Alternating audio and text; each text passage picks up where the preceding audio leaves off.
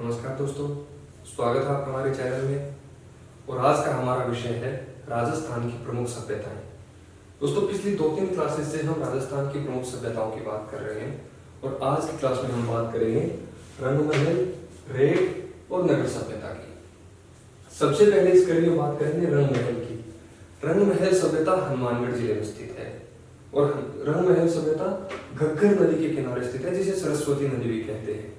समय अगर इसका देखा जाए तो 1000 ईसा पूर्व से 600 ईसा पूर्व इसका समय है और इसको योद्धेय की राजधानी कहते हैं। दोस्तों, गंगानगर हनुमानगढ़ का जो क्षेत्र है राजस्थान के नक्शे में, ये क्षेत्र योद्धेय कहलाता है। तो योद्धेय जनपद की राजधानी रंगमहल थी। खुदाई की बात करें तो इसका उत्खनन 1952 से 1954 के दौरान हुआ और डॉक्टर हन्ना रेड के नेतृत्व में हुआ।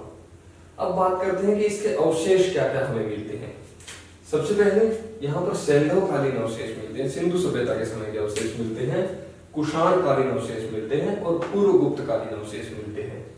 अब बात करते हैं यहाँ पर वस्तुएं क्या क्या मिली। ये तो समय के हिसाब से बता दिया। अब क्या क्या हमें चीजें मिली जिन पर हम बात करेंगे, तो यहाँ पर गंधार शैली की छाप वाली मृण्मय मूर्ति मिलती है। गंधार की जो शैली थी उसकी छाप वाली एक मृण्मय मूर्ति यहाँ पर मिलती है। मृण्मय मूर्ति यह मानिए जैसे टेराकोटा पद्धति में लाल मिट्टी को पकाकर मूर्तियां बनाई जाती थी, उसी प्रकार मृण्मय मूर्ति में भी मिट्टी से मूर्ति बनाई जाती है। तो गंधार शैली की छाप वाली मृण्मय मूर्ति मिलती है। इसके अलावा कनिष्क प्रथम और कनिष्क द्वितीय के समय की बाल मुद्राएं हमें मिलती हैं। कनिष्क प्रथम और द्वितीय के समय की बाल मुद्राएं हमें मिलती है। तो ये मुख्यतः अवशेष है, सैंधवकालीन अवशेष, कुषाणकालीन अवशेष और पूर्व गुप्तकालीन अवशेष। गंधार शैली की छाप वाली मृण्मय मूर्ति, कनिष्क प्रथम और कनिष्क द्वितीय के समय की बाल मुद्राएं। दूसरी सभ्यता हमारी है रेड सभ्यता। रेड सभ्यता कहां पर है?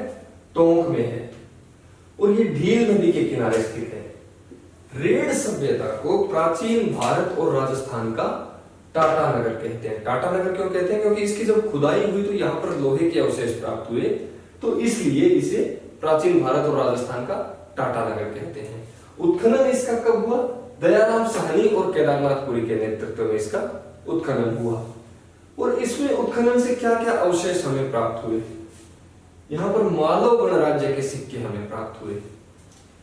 कुल 6000 मुद्राएं यहाँ पर प्राप्त हुई और एशिया में सबसे ज्यादा मुद्राएं किसी स्थान पर अगर मिली है तो वो रेड सभ्यता है। और 6000 मुद्राएं मिली, उनमें से 3075 मुद्राएं चांदी की पंचमार्ग मुद्राएं थी। कितनी? 3075 मुद्राएं किसकी थी? चांदी की पंचमार्ग मुद्राएं। और कुल कितनी मुद्राएं हमें मिली? 6000 मुद्राएं हमें मिली। इसके अलावा लोहे की सामग्री मिली। लोहे की सामग्री मिली, इसीलिए इसको क्या कहते हैं? प्राचीन भारत और राजस्थान का टाटा नगर कहते हैं। इसके अलावा क्या मिला? मथुरा छाप पद्धति से बने मृद भांड, मिट्टी के पात्र, मथुरा छाप पद्धति से बने हुए मिट्टी के पात्र हमें मिले। एक यूनानी मुद्रा यहाँ पर मिलती है। ये इंपॉर्टेंट फैक्ट ध्यान रखना है कि यूनानी मुद्रा यहाँ पर मिलती है और उस पर अपोलो डॉट्स शब्द खंडित रूप में हमें मिलता है। मुद्राएं 6000 प्रकार की, 3075 चांदी की पंचमार्ग मुद्राएं और एक यूनानी मुद्रा जिस पर अपोलो डॉट्स शब्द खंडित रूप में मिलता है। इसके अलावा बंदर की आकृति के बर्तन यहाँ पर मिलते हैं और भव्य इमारतों के अवशेष हमें मिलते हैं। तो ये रेड सभ्यता की मुख्य विशेषताएं हैं। क्या क्या है? टोंक में है वर्तमान में, प्राचीन भारत और राजस्थान का टाटा नगर कहते हैं, ढील नदी के किनारे है, उत्खनन दयाराम साहनी और केदारनाथपुरी ने किया, अवशेष मालव गणराज्य के सिक्के इसमें सबसे पहले मिलते हैं। दूसरा, कुल 6000 मुद्राएं मिलती है। एशिया में किसी भी जगह पर इतनी मुद्राएं एक साथ नहीं मिलती, ये केवल रेड सभ्यता में इतनी मुद्राएं एक साथ मिली है। 6000 मुद्राओं से 3075 चांदी की पंचमार्ग मुद्राएं हैं। इसके अलावा यूनानी मुद्रा प्राप्त होती है जिस पर अपोलो डॉट शब्द खंडित रूप में मिलता है। लोहे की सामग्री मिलती है, इसीलिए उसको टाटा नगर कहते हैं। मथुरा छाप पद्धति से बने मृद भांड यहाँ पर मिलते हैं, बंदर की आकृति के बर्तन मिलते हैं और भव्य इमारतों के अवशेष मिलते हैं। तीसरी सभ्यता नगर सभ्यता। नगर सभ्यता कहां पर है? टोंक में। प्राचीन नाम इसका क्या है? मालव नगर।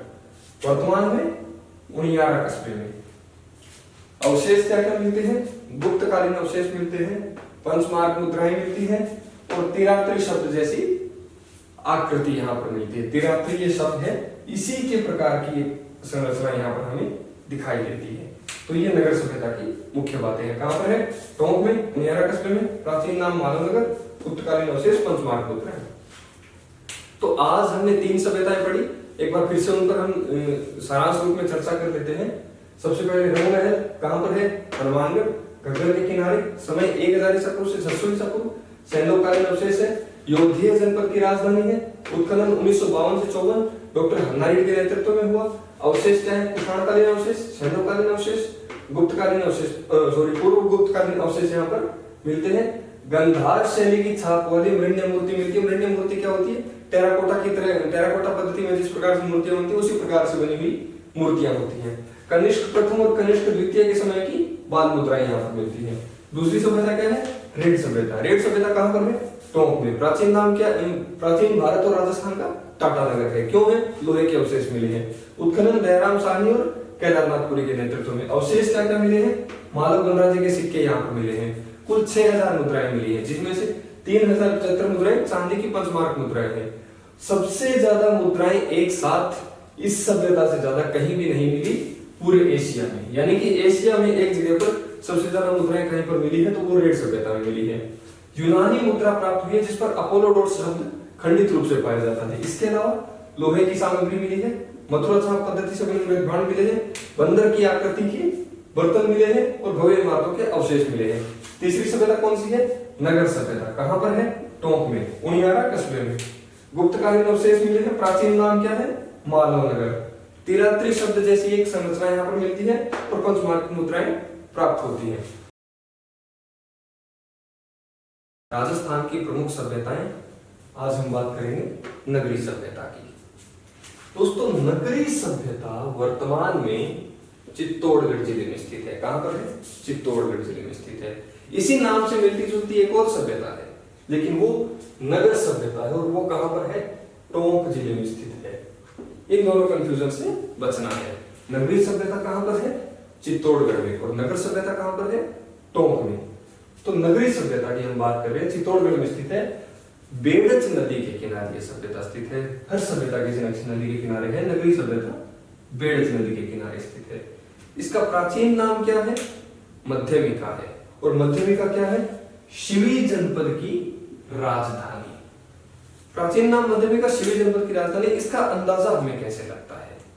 दोस्तों, जब इस सभ्यता की खुदाई हुई तो हमें वहां पर एक सिक्का मिला। उस सिक्के में एक तरफ लिखा था शिवी जनपद, दूसरी तरफ लिखा था मध्यमिका। इससे हम अंदाजा लगा सकते हैं कि इसका प्राचीन नाम मध्यमिका था और शिवी जनपद की राजधानी थी। अब हम बात करते हैं इसकी खोज किसने की। इसकी खोज सबसे पहले 1872 में कालाइल ने की। किसने की? कालाइल ने की। कब? 1872 में। उत्खनन की अगर बात करें तो सबसे पहले उत्खनन 1904 ईस्वी में डॉक्टर D.R. भंडारकर ने किया। किसने? Doctor D.R. भंडारकर ने। कब? 1904 ईस्वी में। दूसरी बार 1962-63 में पुरातत्व विभाग के निर्देशन में इसका उत्खनन हुआ। दोस्तों, सबसे महत्वपूर्ण बात इस सभ्यता की जो है वो ये कि इस सभ्यता का उल्लेख पाणिनि द्वारा किया गया है। किसके द्वारा किया गया? पाणिनि द्वारा। मान लो सवाल आ जाए कि पाणिनि ने किस सभ्यता का उल्लेख किया है, तो उसका सीधा सीधा जवाब हो जाएगा नगरी सभ्यता। हाँ, नगरीय से भी बचना। नगरीय सभ्यता किसको बोलते हैं? कालीबंगा को। और ये नगरी सभ्यता है। तो ये जो शब्द कंफ्यूजन क्रिएट करते हैं, इनसे हमें बचना है। नगरी सभ्यता चित्तौड़गढ़ में, नगरीय सभ्यता कालीबंगा और नगर सभ्यता टोंक। इन तीनों शब्दों को ध्यान में रखना है। जब इसका उत्खनन हुआ तो जो अवशेष प्राप्त हुए उनके बारे में अब हम चर्चा करते हैं। यहां पर 2 शिलालेख प्राप्त हुए। पहला घोसुंडी शिलालेख, दूसरा हाथीपड़ा शिलालेख। इनकी खोज 1887 में कविराज श्यामल दास ने की और इनको पढ़ा सबसे पहले D.R. भंडारकर ने। ये वही D.R. भंडारकर है।